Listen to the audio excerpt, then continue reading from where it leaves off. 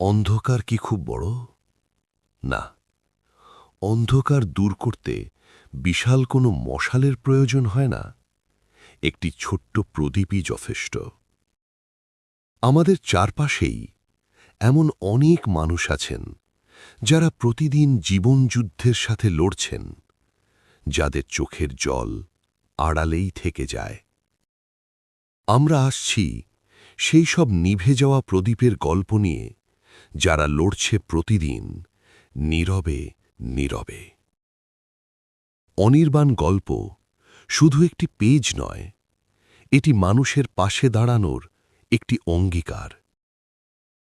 নেভে না যার আলো, সেই অদম্য ইচ্ছাশক্তির গল্প শোনাব আমরা।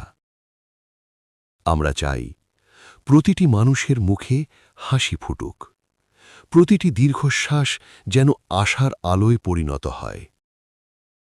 এই পথচলায় আমরা আপনাদের পাশে চাই। অনির্বাণ গল্প, মানুষের পাশে, মানবতার সাথে। যুক্ত থাকুন আমাদের ফেসবুক পেজে আর ছড়িয়ে দিন ভালোবাসার এই বার্তা। ধন্যবাদ।